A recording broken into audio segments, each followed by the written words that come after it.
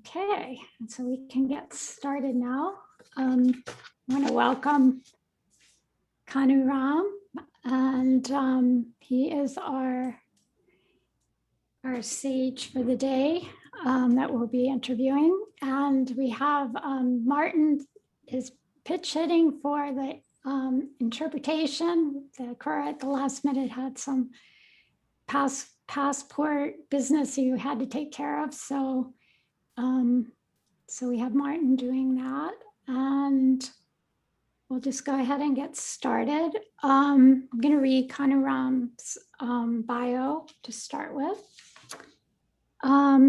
So Conor Roms was born and raised in a small town in the mountains of North Carolina, and you'll all get to hear what a North Carolina accent sounds like in just a minute. And as a child, he liked sports, baseball, wrestling, and soccer. He has a huge baseball card collection, and he was an expert in the Major League Baseball for many years. And his strength in school was language arts and music. On the other hand, the home computer baffles him. Luckily, he married somebody that is quite savvy with technology. So Krishna is covering what he lacks. He has a laptop computer machine, but received a message a couple of weeks ago that to let him know that the Windows 7 is no longer supported. So just to give us an idea of how he's an ancient technology there. He has an associate's degree in sustainable agriculture, something practical for sure. His specialty is improving the fertility and the friability of soil. That's the technical term of making it nice and soft. Oh, okay. Yeah, it's like friability sounds like you're burning it, but okay.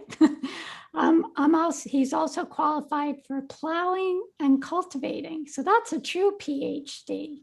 You know, Prabhupada said a PhD meant plow department. So I always laugh about that. He has a good understanding of pasture management and the variety of grasses and forage plants that make cows healthy. He's learned how to train oxen from Krishna Chaitanya Das and has trained 4 oxen to do practical types of farm work, including logging. And he has a certification in emergency medicine for paramedics. That's what he's doing now for his work. And contrary to popular belief, which is contrary to popular understanding, makes him the person that cares for the patient. Oh, he's not just the person who cares for the patient in the back of the ambulance. Oh, he is the person that cares for the patient in the back of the ambulance, not just an ambulance driver. Okay. That's a frequently asked question. People ask, are you the ambulance driver? And I say, yes, sometimes, but mostly I'm the person in the back of the ambulance caring for the patient while someone else is driving. Okay, so that was a good clarification. And he has spent time as a substitute teacher and a few years as a carpenter. So he's got a lot of very, very practical skills here. So for all of you that want to start a farm community, Conor Roms, your man, grab. So he joined the Hare Krishna devotees in 1999. He met Guru Maharaj at my house in 2004. And he got his first and second initiation together in Sagrahi at the Govardhan Puja Festival in the fall of 2013. And he's currently part of the Hillsborough Raleigh branch of the Sri Chaitanya Sanga. And he's been married to Heather for the past 6 weeks. Congratulations. Thank you. It's really nice. So I know that you were inspired to look a little bit at Joseph Campbell's work before we had this interview, because we've been using that as a template in terms of understanding the stages of the hero's journey and relating it somewhat to that of the Sadhaka journey. So, so before preparing for this interview, did you ever think of yourself as being on a hero's journey? Um, I think yes. I think Mm. that in a lot of ways, I think people use the term "I fancy myself" as a something or other. But in the fanciest expression of what I would like to be, I do think I sort of pictured myself, as someone who would become a person who could help other people, a person who would become like a really sincere devotee, and somebody who was, expert in like in devotional service, and somebody who was, like one of the confidential servants of Krishna, and on my best days, I feel like I could attain that in my future life. Mm. There was an old commercial that some people in America might remember. There's a Gatorade commercial, and in the background was Michael Jordan, and the song went, "Sometimes I dream that he is me. You got to see that's how I dream to be. I dream I move, I dream I groove like Mike. If I could be like Mike." So, like in a similar way, I sort of did picture myself as Mm. being able to become, a hero of sorts. Nice, nice. Yeah. And I've seen a lot of change in you since I first met you, and can certainly see how much progress that you've made on this journey. So really happy to be getting to speak to you about that and some of your realizations. So when you were growing up, did you have anything in your life that maybe would have indicated that you weren't really going to just follow the ordinary course of life, but that you were actually going to take to a spiritual process like this? Um, I thought about that some, and I think that in my early life, until I was a teenager at least, I think I led quite an ordinary life. Um, I had nice parents. They were both religious people. Um, my father was the son of a Methodist minister, so he had grown up in church, um, and we went to church every Sunday. And my mother sang in the choir, so she went on Sundays and Wednesdays.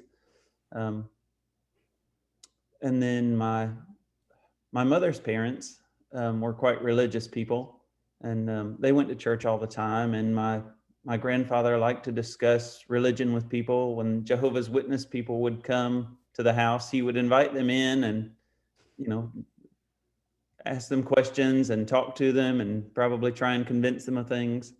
And I think that was one of his aspirations for me. I think that in my early years, he said, maybe you'll grow up to be a Baptist preacher. And I thought, I don't think so.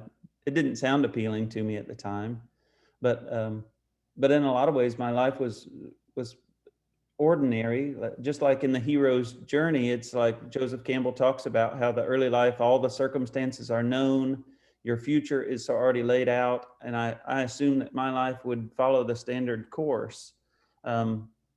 I thought that I would go to school, and I thought that I would go to high school, and then I would go to college, and then I would get a degree in something in particular, and I would go out and I would use that degree to make money in a career, and I would get married and have children, and grow old, and just be a regular materialist like all the like so many people that were around. And I thought, I had ordinary thoughts about um, Christianity. So my So, life, what so then what actually turned you, what was there a significant event that actually turned you away from that conception of your life to go in that way direction? so I think I was maybe 13 or 14, and I think my father had some things he wanted to tell me about his life, like a long, deep personal conversation about some of the things that had happened to him in his youth. And Mm. he we were driving along, and he was telling me about his ideas about reincarnation. So it was an idea that I'd heard of, but I didn't know a lot about it. And he told me that he was driving. I forget exactly where this place is, but he was driving past Jefferson Davis's farm or home place. And for those of you that don't know, Jefferson Davis was the president of the Confederacy. I guess it would have been in the 1850s, 1860s. And my father said as he drove past this place, he felt some profound feelings, and that he could tell that he was very familiar with the place. He knew all of the things about the place. He knew about the fence, and he knew the trees, and he knew the buildings. And the way he described it was quite broad-minded. I remember he said that I felt like, I don't know if I was Jefferson Davis or if I was his wife or his secretary or his horse, but I knew for certain, that's how he described it. And I said, I knew for certain that I had been there, and it really shook me up, and I had to pull over, and I had to stop what I was doing and call my friend and check in because he felt he was really rattled. And then I think later on, we had another conversation when I was in high school, and he was talking about the nature of all things as like being made of atomic energy. And it was sort of a unifying kind of idea, a unity idea, that I was made of atoms that spin, and they have a certain rate that the electrons go around the protons and neutrons, and so does the building, and so does so many things. So that I'd never quite thought about life like that before. Also, that's far out. You know, your father's insights, and I mean, that was profound for him to have those insights and experiences. It was. He's a very thoughtful person, and he helped me a lot. Actually, I think right when my mother and father were first married, they had gone on a meditation retreat in Massachusetts.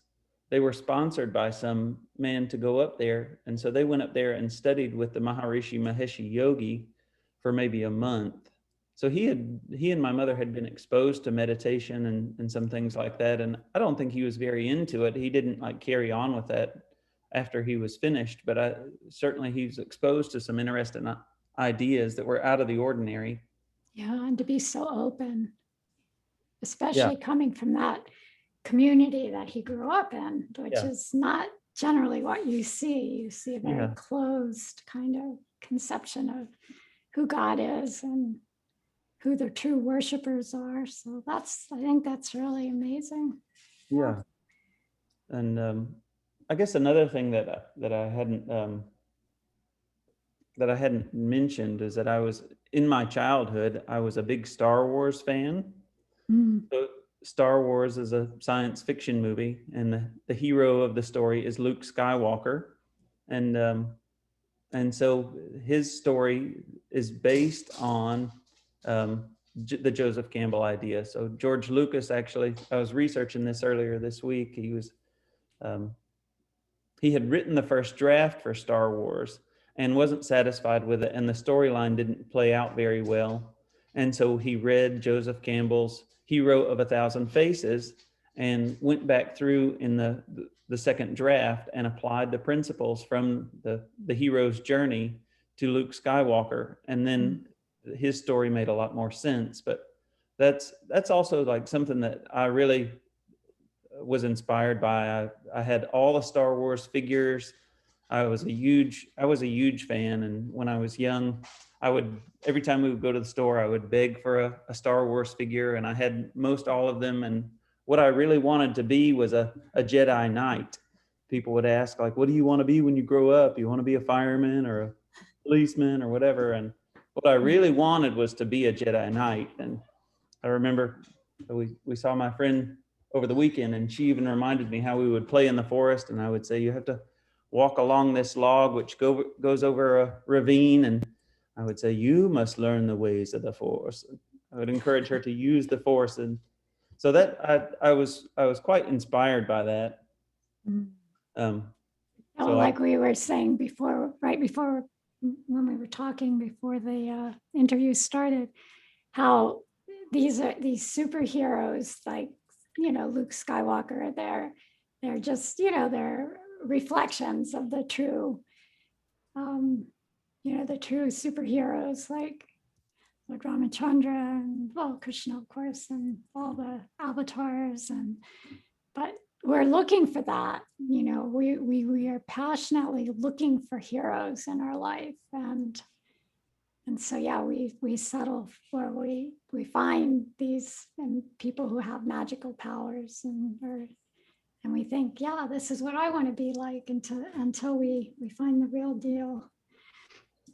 So yeah, so when I was in high school, I was really lucky to meet somebody. This is, I guess, where the foundational concepts, or what Guru Maharaj refers to as the foundational stones of the temple of my devotional life would grow from. And so I started to get introduced to some of these ideas and concepts from the guitar teacher that I had. I was 15 or 16 and I recently gotten a guitar. I was learning how to play. And this man was in his late 40s, I think, and his name was Jeff. And Jeff was eager to talk with me about these things. I told him that I forget exactly how it started, but I spent 3 years learning guitar from him. And as much time as I spent learning the guitar, he was introducing me to concepts like yoga and meditation. And he would tell me things like, you're not your mind, and you're not the things that go on in your mind, and the thoughts that you think in a repetitive way, they're not really you. And if you can make a clear distinction somehow between who you are as the conscious observer and the thoughts and feelings and emotions and that you have in response to the circumstances of your life, like you'll start to feel more peaceful, you'll start to be happy, and you'll start to see that there's a bigger version of yourself that lies within. So he talked with me. We talked a lot. We talked for about 3 years, about an hour a week, and we focused on that as much as we did guitar. So that was very, very helpful. So he was one of your Pradarshika gurus. And He certainly was. Yeah. sure. Yeah. I think he was a vegetarian, and I think he was, anyway, he was a very interesting, transformative early mentor. Nice. Yeah. And so I think that, let's see.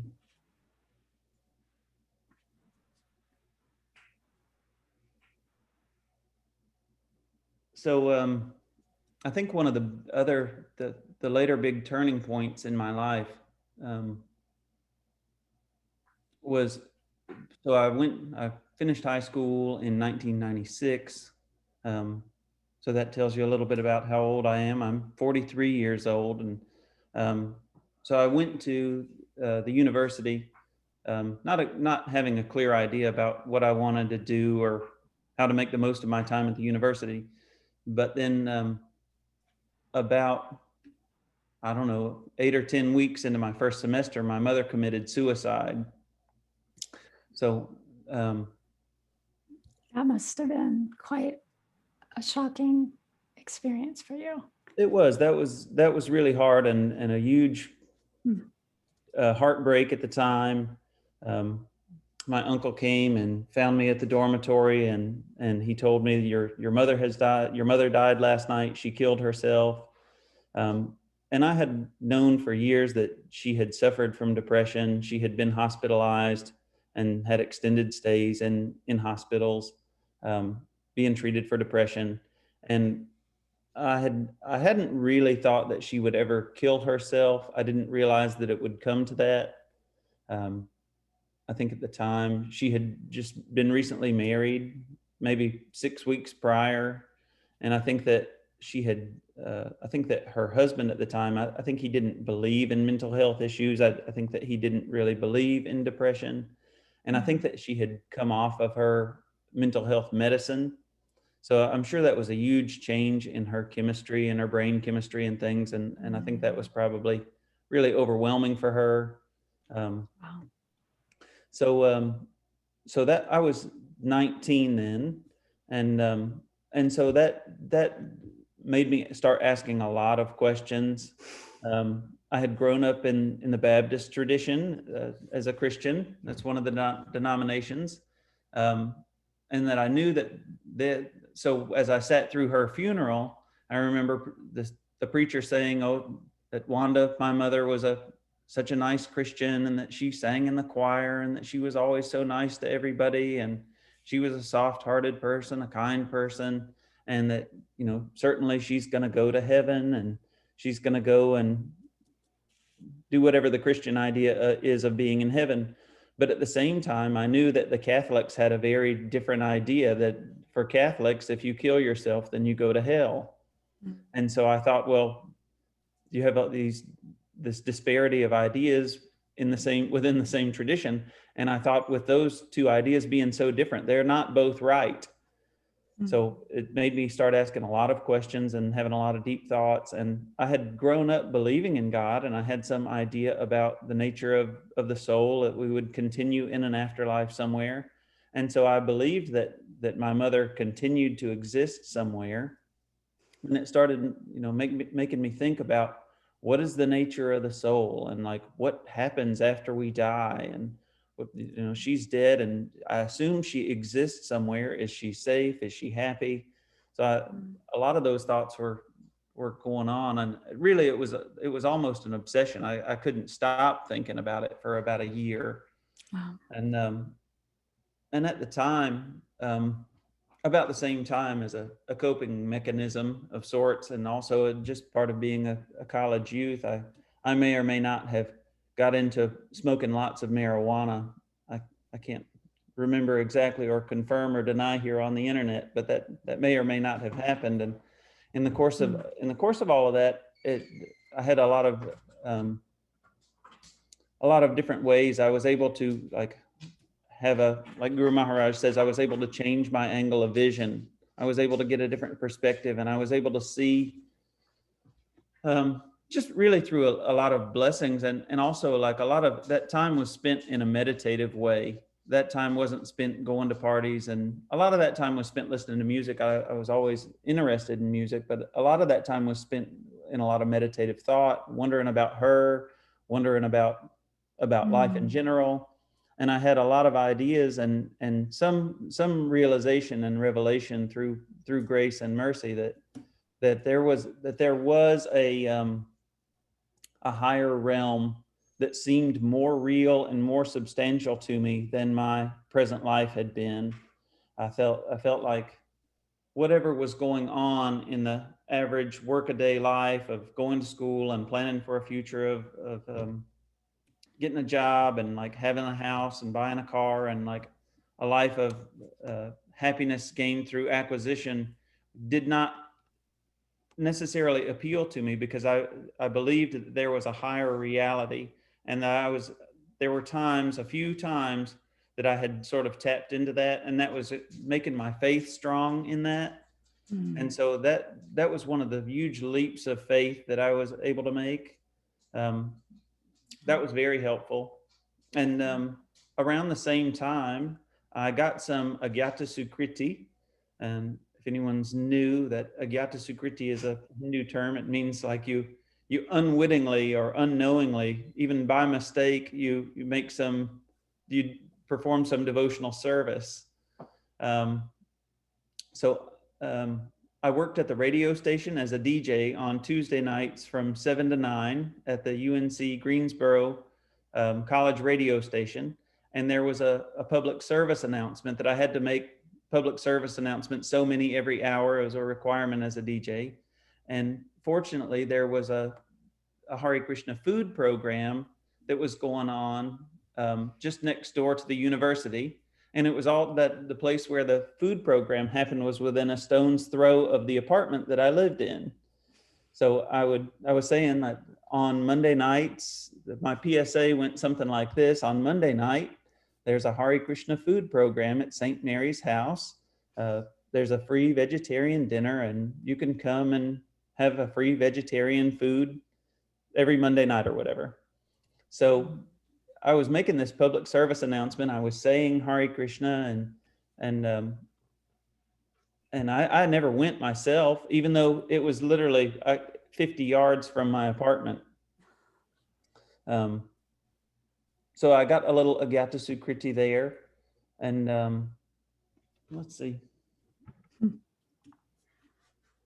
Oh, let me backtrack just a little bit. So around that same time, I was still. It was quite a hard time in my life. At the same time, I was still like deep in thought about my mother, and but really those revelations. I meant to say this earlier. They're for someone looking at that. It's kind of like that. There's a verse in Chaitanya Charitamrita that it sort of reminds me of. It's that Guru Maharaj uses a lot. Baya Visha Javala Hoy, Bitare Anandamoy, Krishna Premera Adbhuta Charit. So externally there appeared severe tribulation, as if he were suffering from poisonous effects, but internally he was experiencing bliss. This is the characteristic of transcendental love of Krishna. So in my own like crude way, in a very small way, if you were to look at my life from the outside, and you would say, here's a brokenhearted 19-year-old intoxicated kid without a lot of knowledge, without a lot of ambition, and in a dumpy little apartment in an old rundown house. But on the inside, compared to what my life had been in my youth, I was touching something deep and profound, and I was experiencing something that was a huge blessing. And it wasn't love for Krishna, it wasn't Krishna prema or Krishna bhakti, but it was that my faith was increasing to the point where I was touching something real, which was categorically different than all the things that I had experienced up till then. So that's a crude example of what was going on at the time. A nice example. I like that a lot. And I think, yeah, a lot of devotees have that experience, touching something categorically different than matter, and having, yeah, that's a real, for me, that I think the biggest faith building was touching that, what you're talking about. And yeah, it's not praying, but it's definitely a spiritual energy that somehow starts to seep into our consciousness. Yeah. Really beautiful. So from there, I think that so anyway, like while I was living there, I think that one night I had some friends and I were just about to go and play Frisbee. And I think that I was really lucky because the timing was just right. And we had just stepped out onto the porch to go down the steps. And that was like a Monday night where one of these Hare Krishna food programs was happening right next door. So as I stepped out to walk down the stairs, some devotees, including Krishna Chaitanya and Adikarta and probably Bhakta Tracy and Bhakta Todd, drove by in a little blue pickup truck, and they were performing kirtan in the back of the truck. And I could hear the guitar and the kartals and people singing, and I was really struck by that sound. I was really moved. And if I hadn't hadn't already had plans to go and do something else at the park, I would have certainly followed that sound. I was really inspired. I'd never heard anything quite like that. And that was another big point of impact for me as far as like the possibility of getting into devotional service. So it wasn't long after that my life sort of fizzled out. My material life really fizzled out, and I lost interest in school. I had a little job waiting tables or something, and that fizzled out. And around that same time, I had gone for a long walk around the town, and I had gone to a friend's house, and she gave me some of Prabhupada's books. I had seen them on her shelf, and I got A Quest for Enlightenment and the first canto of Srimad Bhagavatam, and I read like the first 100 pages, excuse me, of Srila Prabhupada's Quest for Enlightenment. And I'd been thinking about religious ideas. I'd been taking some religion classes. I'd read some Dalai Lama books, and I'd read some Tibetan Book of the Dead and a variety of Conversations with God, which Guru Maharaj mentioned not so long ago. I read that. And so when I found, I'd already been trying to process what my ideas were about spirituality, and I was piecing it together from all these different things, from a piece from this, one piece from this tradition, one piece from that tradition. I believed in monotheism from Christianity, and I believed in karma and reincarnation from Buddhism, and I was pulling from different things, trying to look, I was looking for something that made a lot of logical sense. And when I found Prabhupada's book, I was really inspired. I thought, oh, here's all these great concepts all under one roof. I think this is probably what I've been looking for. I had no idea it was even out there. I thought I was going to have to piece it together on my own. And I thought, well, so in the cover of the book, there was an invitation to come to the Sunday feast in Prabhupada Village. And that was probably early, I think that was in the spring of 1999. And so I went one Sunday, and I think that Adikarta was there, and Adikarta asked Krishna Chaitanya to get me a plate of prasadam. And so I had prasadam there. I met the devotees there. It was quite a going affair at the time. There must have been 75 people on the porch of his house. There were lots of devotees. It was very colorful. I showed up late, so all the festivities were over. The kirtan had already happened, the class had already happened, but I stayed and talked with the devotees for a long time. I think they encouraged me to stay.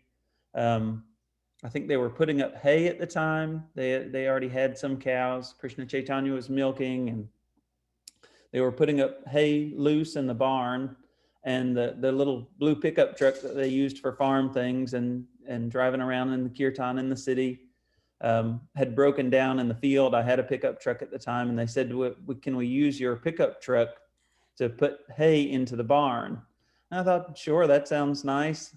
So I helped them pick up hay, and I stayed the night, and then got up the next morning. We continued to talk, and they were telling me about Krishna and bhakti and devotional service. And one thing that impacted me, they said that you never know when you're going to die. Like you could die at any time. And I had never really thought like that. I had really ordinary conception, like, oh, I'm young, I'm strong, I'm going to live a long time, I'm going to live forever, or whatever.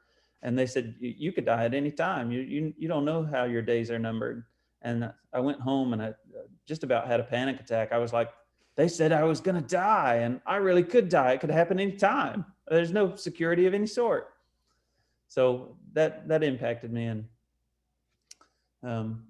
so it wasn't long, and I moved in with the devotees later in the summer, early in the fall of that same year, and I was a brahmachari for some time. And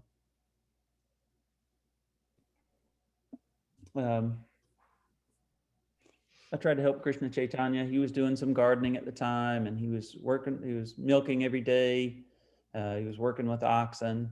I thought that was so interesting. I thought it was so cool what he was doing. And one day he asked me, he was trying to pull some firewood out of the woods. He had a big ox named Bhima, and he asked me if I would help clear a trail. There was too much brush and too many little trees to get the piece of wood from the forest back to the house.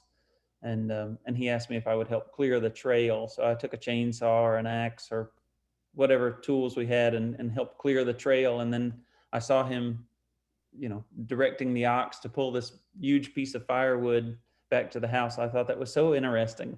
So fortunately, I learned from him how to do that. That was a huge help. I thought that was amazing fun. And so your early days as a brahmachari, they sounded like they were pretty blissful overall. Oh yeah, those were really good times. Those were really good times. it was hard, but at the same time, it was so interesting. I was learning so much, and everything made sense, compared to what I'd been raised to think. And hearing Srimad Bhagavatam, reading Bhagavad Gita, and talking with Krishna Chaitanya and others. For long hours we'd spend doing chores and talking about Krishna Bhakti. And so I did some book distribution. I used to travel with a devotee, Ananda Vidya from New Vrindavan. We had a lot of good times traveling. Then we would sell books.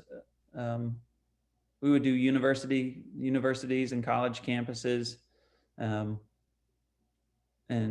in the day we would sell books, and then about 5 or 6 at night we would sit down and we would just do kirtan on the lawn of wherever we were.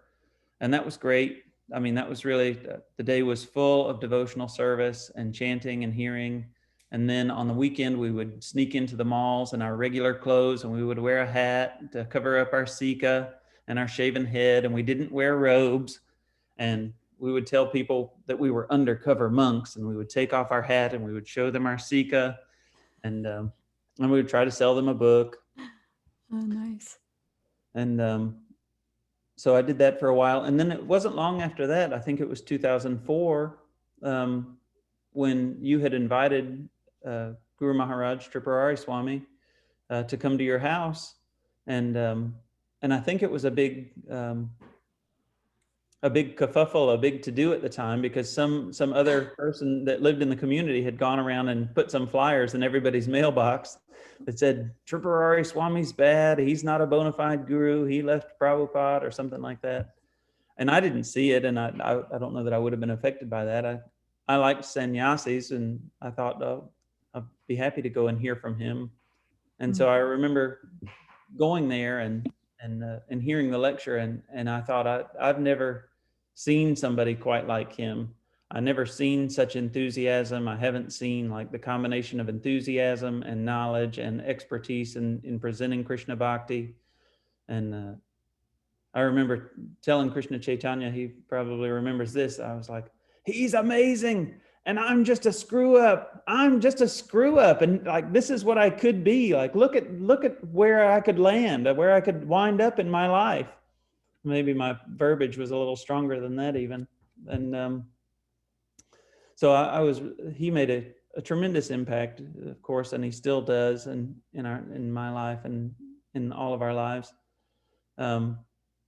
So I think that there. Can I share one thing that I remember in the early classes and I would like to know, like, kind of just quickly hear from you how you kind of resolved this, but you had this training from ISKCON, and so there were some ideas that were a little new, and I remember the Anadi coming up, and how it's beginningless, that we've been here since forever. And I remember you kind of hitting the floor going, that's not fair, that's not fair. and we all kind of chuckled, because we all kind of had that kind of experience in the beginning of like hearing this new concept. So how did you get through that? Because that might have been a faith challenge for you. That was a huge faith challenge. Okay. So I remember that class, and I remember he was talking about that we didn't fall from Goloka, and that we weren't going to return home. We weren't going back to Godhead, and that we had always been in the material realm. That was just the hand that we were dealt. And I was thinking, that's not fair. Why me? I could have been one of the ones who was like a Nityasiddha. I could have been a Nityasiddha, but here I am, a Bada Jiva. That's not good. Why me? And I had heard part of the problem was, and it took me a long time to resolve, I was also obsessed with this point. I could not stop thinking about it. He put a bee in my bonnet that I couldn't let that point go. Part of the issue was that in hindsight, like, that I had hung all of my faith on what Prabhupada had said. And what you thought Prabhupada had what said. I thought Prabhupada said, and what Prabhupada said millions of times. If you listen to the rhetoric, there's lots of things. You name the magazine, Back to Godhead. You're going to return home, back to Godhead. There are lots of things that point in that direction. And while he did say in the seventh canto and in the whatever chapter that no one falls from the spiritual world, you'd have to make a pretty close reading compared to what he said, I think, more prominently. And that point is certainly arguable. But so anyway, Tripurari Swami had made a very convincing case, and I couldn't defeat that. And what he said had certainly changed my ideas. And so I asked lots of people that I trusted about what they thought. Did we fall from Goloka? Am I going home back to Godhead, or like, am I just on my way there now? And I've never been. And at this point, I'm doing better than I ever have before. And I remember asking Varshana Swami, who I had a good relationship with, who was very merciful to me. I asked Pani Bhushan. I talked with Krishna Chaitanya about it. And I couldn't let this point go. And I was traveling with Festival of India, and we had made our way to, I think it was maybe San Francisco, and I'm not sure, but I ran into Ganapati Swami. He was sitting on the lawn with a lot of devotees around, but he was sitting by himself, just hanging out. And so I went and I approached Ganapati Swami and I said, Maharaj, I have this issue and I can't get this topic off my mind. Maybe you can help me. And so I said, I heard from Tripurari Swami a while ago that, that actually we didn't fall from Vaikuntha, and I'm a Bhadajiv who's eternally been in the material realm. And he said, actually, I agree with Tripurari Swami. And I think if you look closely across the Vaishnava scriptures, you'll see that's the case that's been presented. And Srila Prabhupada explained that for a particular time and a particular circumstance and audience. And the thing that really helped me a lot was he said that some of these ideas, if you look very specifically at them, you can get hung up on them. They can be obstacles. They can be roadblocks in your devotional service. And so he said, try not to worry about it. And he said, try not to overthink it. And don't let it dissuade you from continuing to be a practitioner. Continue to chant, continue to hear, and in time it'll come out.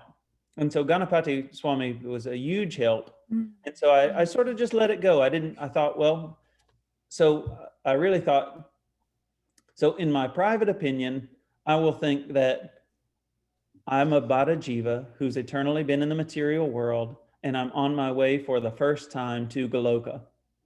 But in my public opinion, I'll continue to say like Prabhupada said. Yeah, well, it's a preaching strategy. And if you listen to Padmanabha Swami's last interview with Nam Ras, he talked about the back to Godhead and where that came from, that it really didn't mean back. It was from actually, he said the Archbishop of Canterbury had said something like that, of getting people to turn towards God. And so anyway, it's well worth watching, listening to that last episode, because he addresses a lot of these points in there. So, but that's wonderful. And to see how Krishna helped you to maneuver through it and, be able to land on your feet, because sometimes those things can derail people from their spiritual life. So we don't have a whole lot of time left. So I do want to be able to jump into the messiness, because we just talked about a lot of the beauty of your early days as being brahmachari in Prabhupada village, and really finding friends there and the service that you liked, and worked hard, and you were hearing a lot, and you were growing, and it was inspiring. So when did you start to enter into the dark night of the soul, the messiness, the challenges, the adversity that every hero has to go through? So I think one of the bigger things that was really complex for me, that was part of entering the cave of the darkness, and having to carry in with me the qualities that I had for my whole life, was when in my first marriage, I married a devotee from far away, who was a nice person, in a lot of ways, but had a lot of really complicated issues, probably had some fairly serious mental health issues that were unresolved and undiagnosed, untreated, and things like borderline personality disorder. She had a strong fear of abandonment, and that fear of abandonment caused her to act in ways that were unkind and cruel. Said a lot of things that hurt my feelings deeply. As Archana knows, Archana and Karnamrita were our counselors, because in part of that, just for a little bit of background, she and I had moved to Prabhupada Village, and we lived 2 doors down from Archana and Karnam at the time, and they were counseling us because we were going through lots of problems. There were lots of issues from the beginning that I should have seen. There were many red flags about that should have warned me, and that I should have seen. But I was naive, and I had a lot of ideas about being a brahmachari, and I didn't understand what it meant to really be in a good relationship, or to be able to recognize a healthy person that would make a healthy partner. And so I was naive, and I didn't see a lot of that. But you guys were counseling us, and we were trying to work our way through it, and learned a lot of communication tools, because we were fighting very heavily. And she's the kind of person who really there are people in this world who want attention. We all need attention. We need affection and love, and we need confidentiality. We need confidential companions who we can talk to, and we need healthy attention. But there are people in this world who will take whatever kind of attention they can get. So if I wasn't giving her enough attention, or the kind of attention that she wanted, the negative attention of having a big fight would be the kind of like deep experience that a lot of people would want in a positive way. She seemed content to get in a negative way. It was deep. It was profound. It was very explosive. There was a lot of yelling and screaming and fighting. I assume that as my neighbors, you probably heard us yelling and swearing at us sometimes out on the lawn. It could have easily happened. And then, so that went on for a long time. And so she had such complicated feelings that she did some things which were somewhat underhanded, somewhat deceitful. It might be a strong word, but I think that's what it was. And it was a cry for help in some ways. And also, I think an opportunity. I had sort of become a target for her, to try and be manipulative.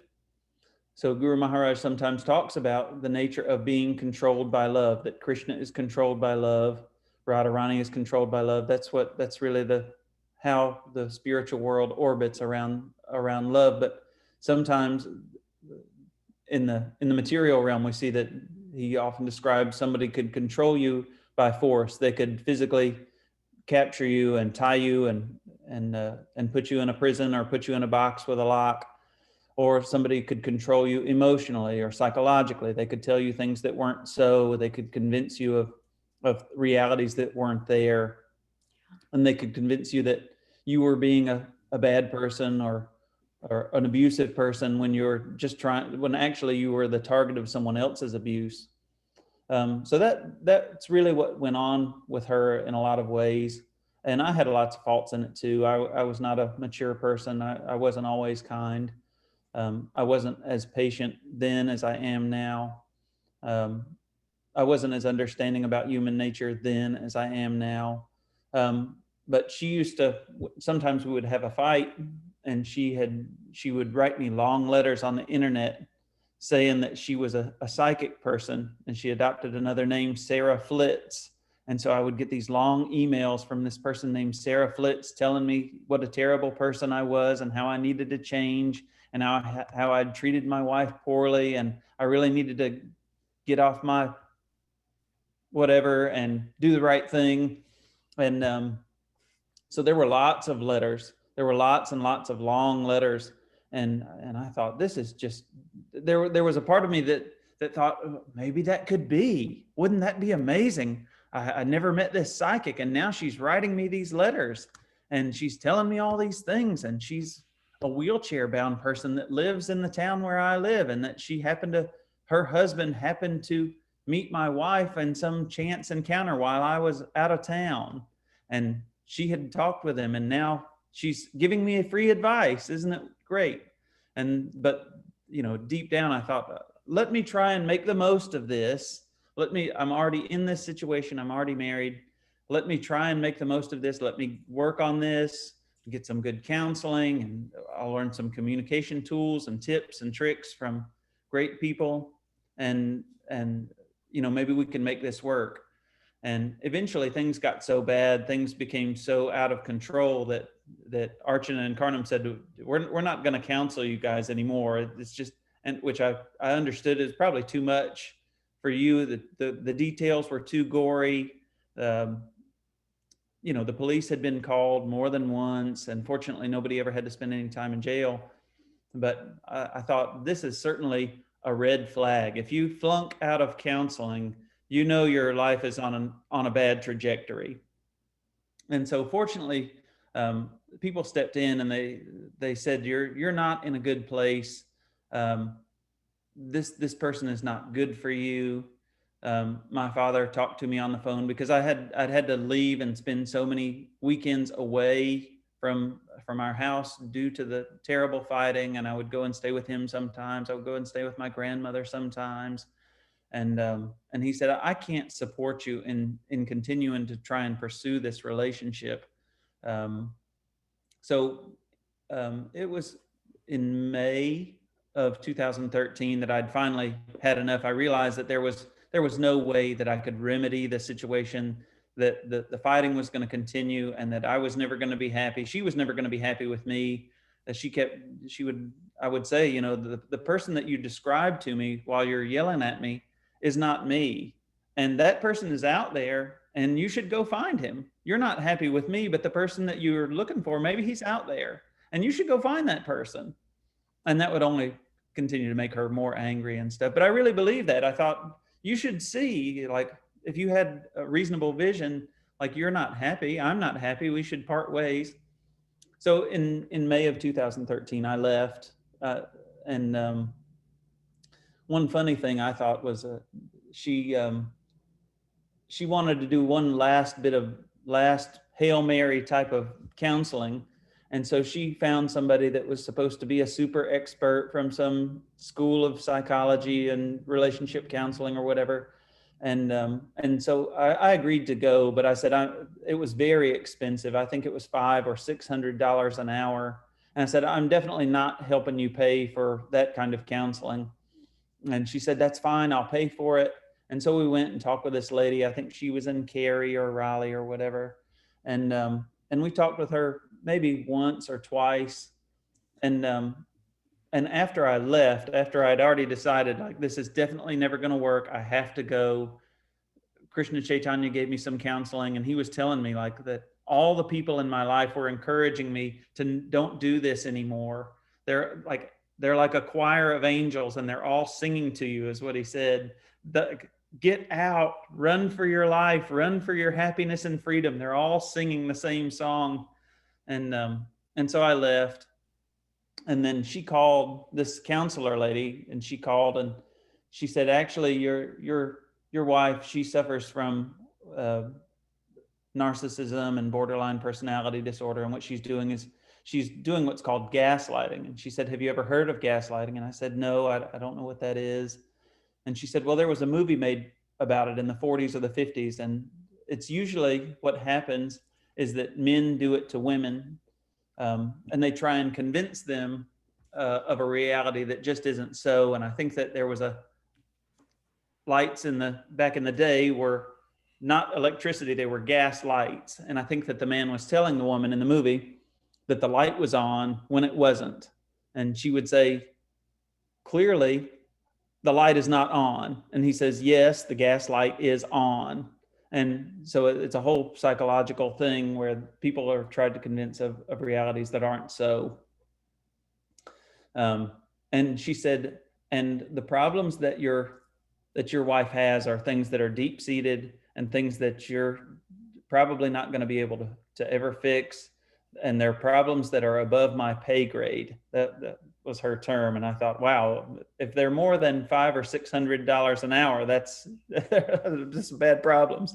And I'm an untrained person who's just a simple person from the country. I'm not going to be able to resolve this. And so that was the end of that relationship. And fortunately, around that time, I was free to do what I wanted, because Saragrahi had gotten started while she and I were together. And I remember I so badly wanted to go and be part of the festivities that were going on in like 2011. I think Tripurari Swami was going to be there. I think Varshana Swami was going to be there. So many devotees were going to go. And I was like, these are like my two favorite spiritual people, and they're going to be there at the same weekend, and it's going to be like all my devotee friends are there. And she didn't want to go, and it had been a big fight. And so like after I left, I was free to pursue devotional service the way I wanted to. And anyway, there's a lot more. Yeah. So yeah, of course. Yeah. So looking back now that you're on the other side, gotten way past that, and what can you say that you really, what was the takeaway from that whole experience? Because it seemed like, Krishna kept you in it for a long time, and you had a lot to learn from that. So what would you say were some of the gifts and the takeaways from it? Yeah, I think that like you and Karnam, I think were for a long time working on a book called When Bad is Good. Yeah. So I think a lot of the things in hindsight are blessings. There are things which seem terrible in the moment. While you're living them, they seem just awful. They seem devastating or confusing. And while you're in that situation, you can't see clearly, you can't see the reality of the situation, and you can't, because of the impact of it and how consuming it is, and time consuming, emotionally and energetically consuming, you can't figure your way out of those things. And I think that was definitely going on. But through all of that, I think that I learned a lot about my shortcomings. I learned what an impatient person I was, how I wanted what I wanted when I wanted it. I think that there's the old song, everybody wants to rule the world. And I was not different. I could see that I wanted things from the relationship when I wanted them. And that wasn't a good reality to live in, and being impatient, wanting things to happen right away. I was working on a farm at the time, which I was developing nicely. It was going well, but I couldn't see how well it was going based on the number of resources and the amount of manpower that was going on. Things were really coming together nicely, but I was so impatient.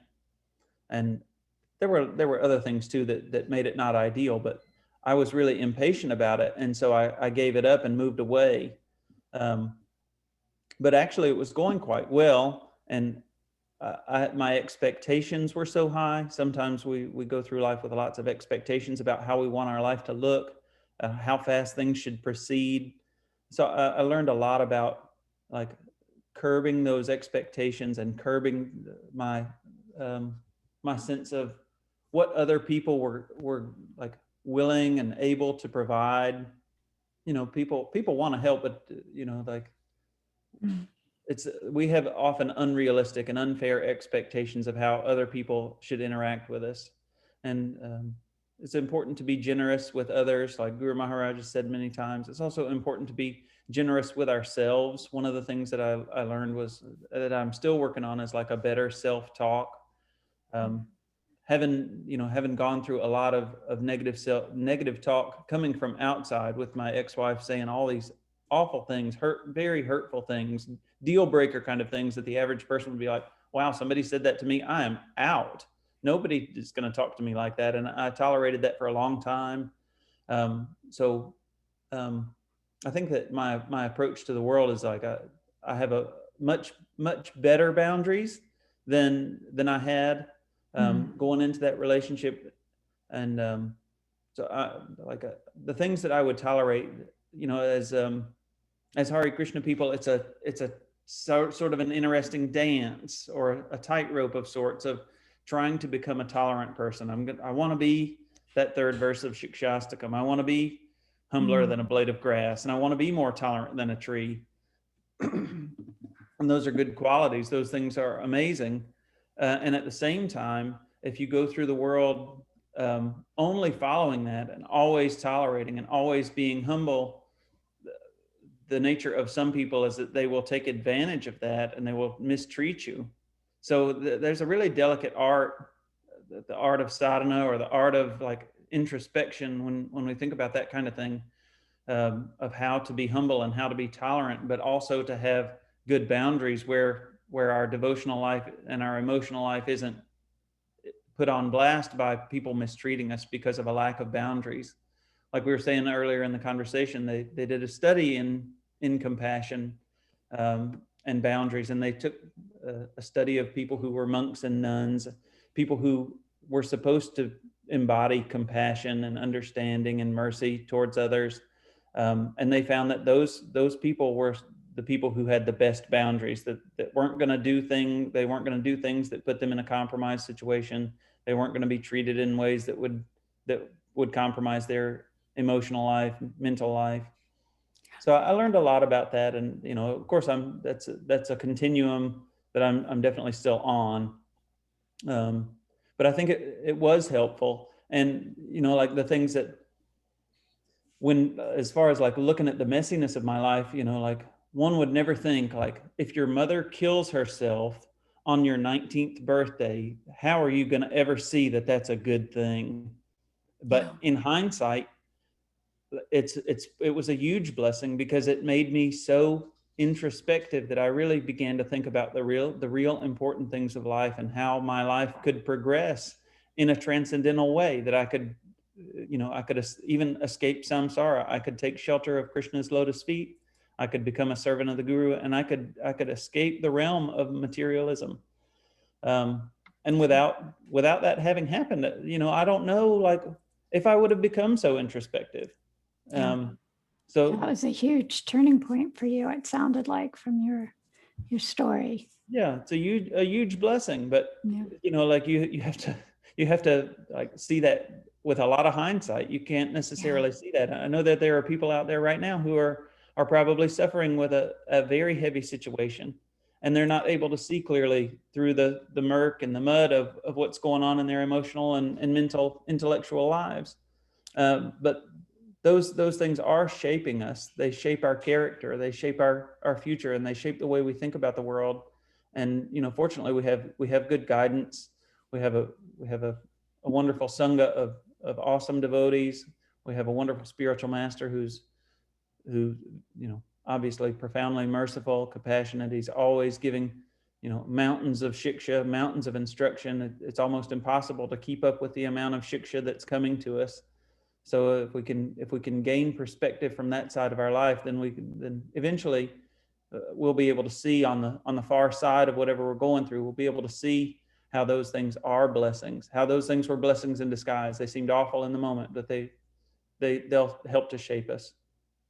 Yeah, I like that word, shape, and how all these experiences have been shaping us into becoming, really advanced sadhakas, or on the path to becoming advanced sadhakas. And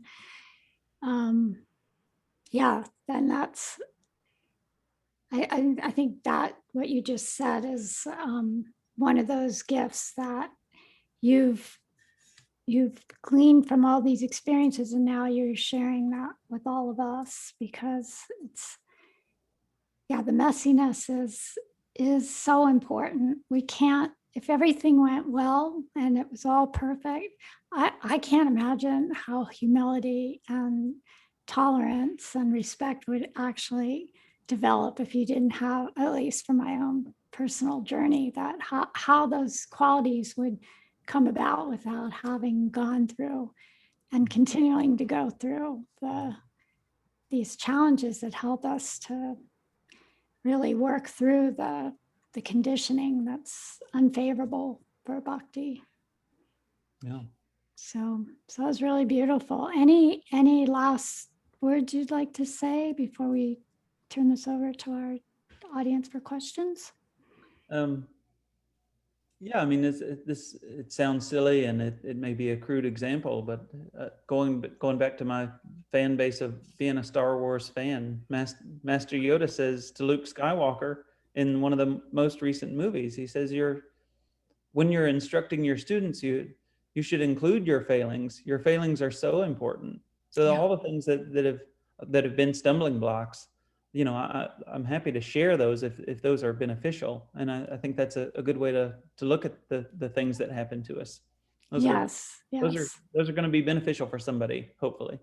Yeah, and I think that's a sign of progress too, that we can own the messiness and to be able to see that, yeah, it doesn't, a lot of shame comes with that, the things that happen to us. And so oftentimes you see people not wanting to talk about it because they think it reflects on them poorly, or, if bad things happen, so-called bad things happen to me, that means I'm a bad person, or whatever the thinking, which isn't, it's so not true, because, look at all, the Pandavas, and, look at, so many of the heroes in our own tradition, and full of trials and tribulations. And so if our life isn't full of trials and tribulations, then we can wonder, well, why is Krishna not, why is he neglecting me here? It seems like everybody else is getting it. Why not? Yeah, why is he not shaping my life? Yeah, why isn't he shaping my life? It's so good. Yeah, it's so good. All right. Well, let's see if we have any questions from anyone out there. If on the Spanish side, you can let Martin know you have a question. And if anybody on the English side has a question, you could just unmute yourself and let us know. Martin, you have something? Not yet. Okay. That's fine. So nothing in the chat. Anybody have a question? Okay, Mitra has some. Do you have a question, Mitra? I don't know if he has a question or he's just waving. Am I coming through? Is this coming through? Yeah, okay. It's. All right. Mahara and I started the dinner program in Greensboro, so we take all the credit. Yeah, you guys get all the credit. You guys, that's what helped me get my Agyata Sukriti, and that's what helped me get my start in devotional life. That's amazing. Thank you. So that broke up a little. That broke up a bit, Mitra. Your connection's not great. So I'm just going to repeat what Mitra just said. He just said he and Mahara were the ones who started that dinner program that gave Conor Roms his original Agyata Sukriti. So he's taking all the credit. I think that Gauravani also came to Krishna consciousness due to the power of your dinner program. So you caught more than one fish out of that boat. Oh yeah. Some good fish. We started it up, and then it got passed along to other devotees running it, and it ran for like 15 years, I think. 15 or 20 years. Oh, wow. It would not stop. Okay. Okay, thank you. Thank you for sharing that. Anybody else have something they'd like to comment, question? Anybody? Krishna Chaitanya, you knew Conor Roms for quite some time. You have anything to add?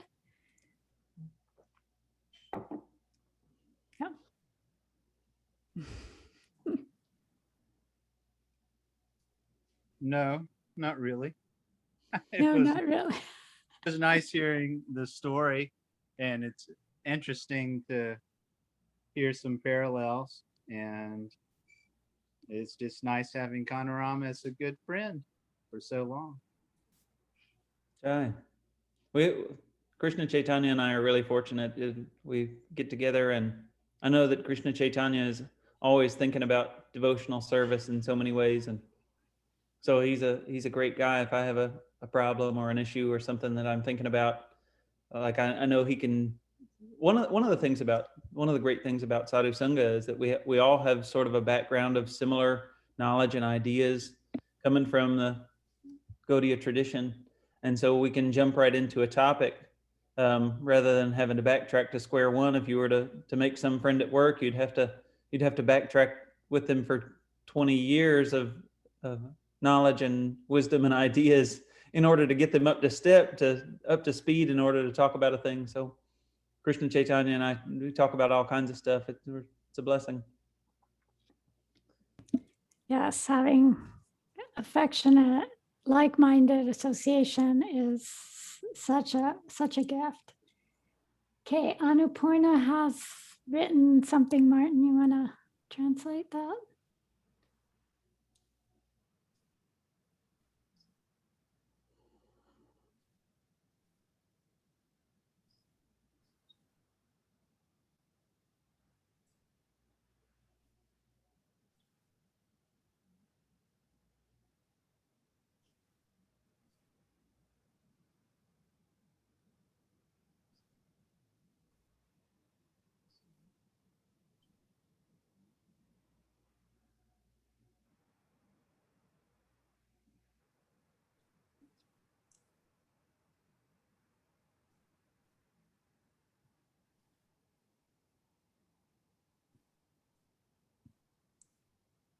Okay, so we should repeat the question for people that are on Facebook. So Annapurna was really struck by Conor Roms speaking about his mother's suicide, and also about how one of the things that he's learned from his experiences, both with his mother and his first wife, have been about being able to set appropriate, healthy boundaries. And so she wanted him to speak a little more about that.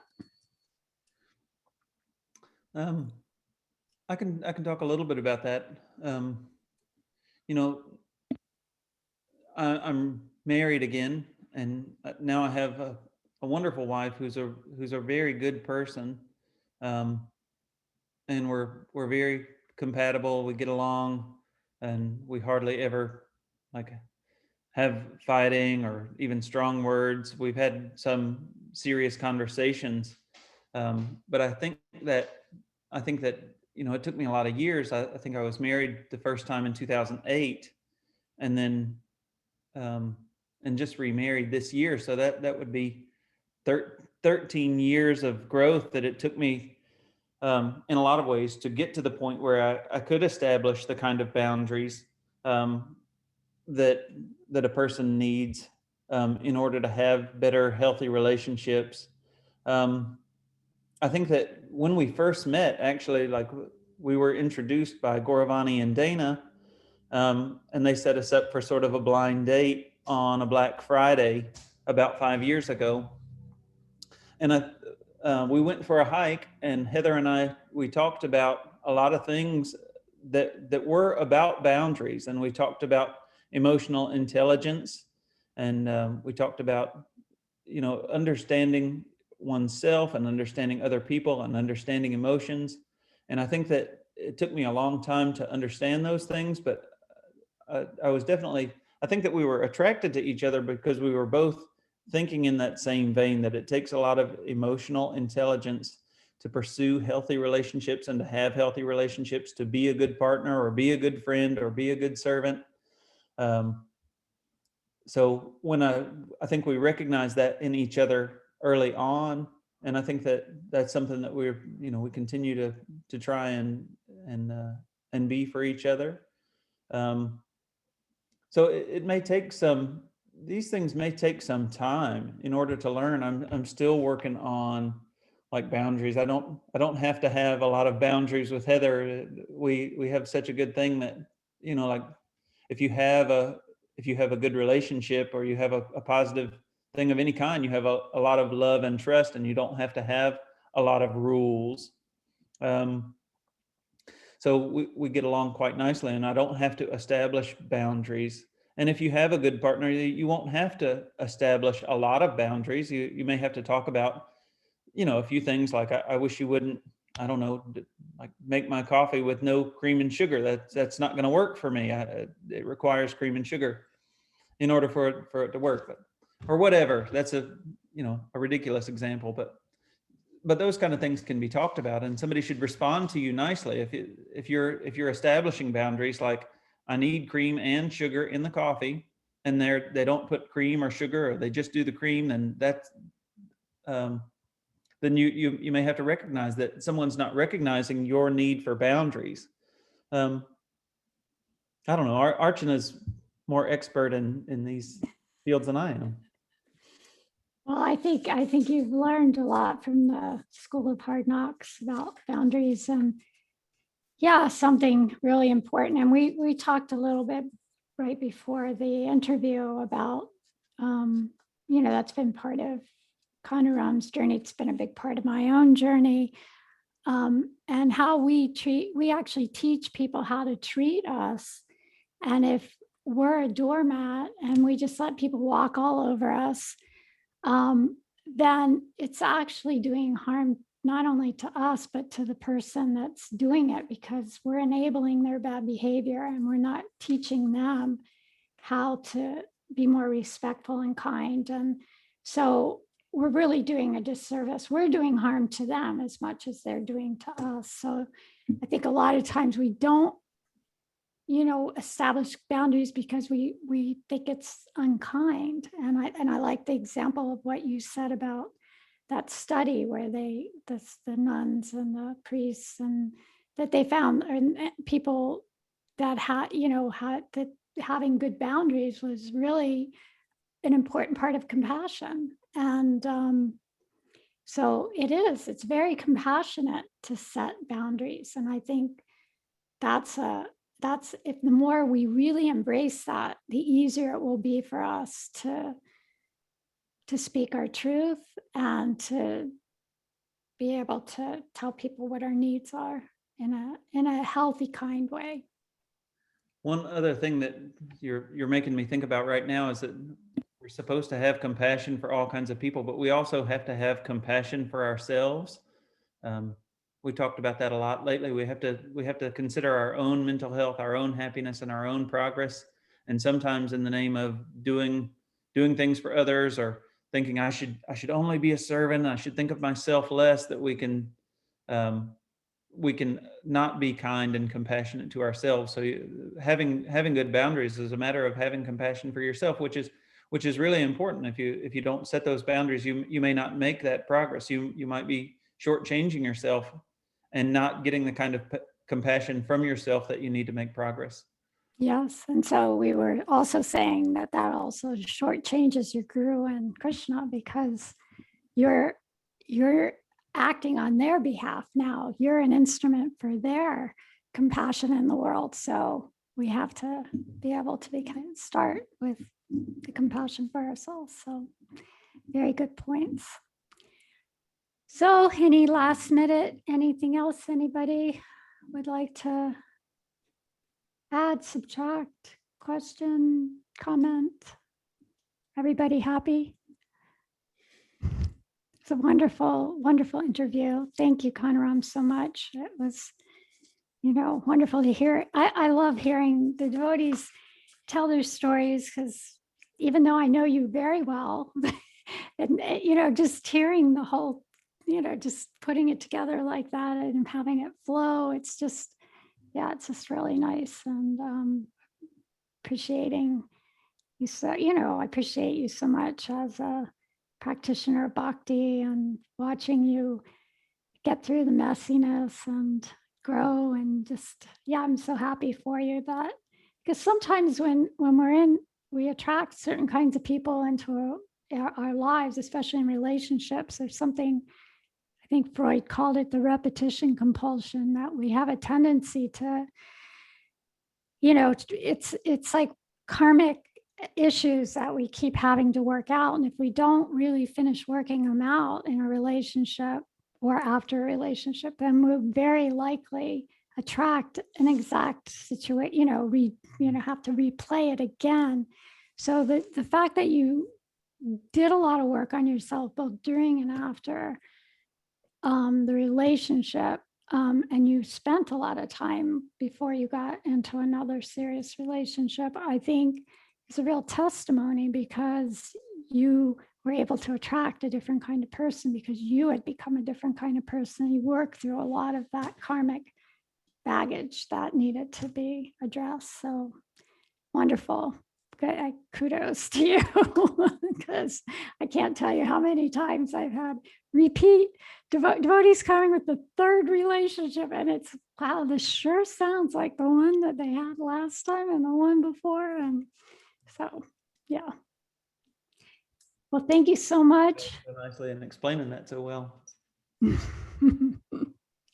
Yeah, so next week, we think it's Anandamayi is scheduled to be our sage for the next week. Let me just double check. Yeah, Anandamayi. I might have to remind her. I will remind her.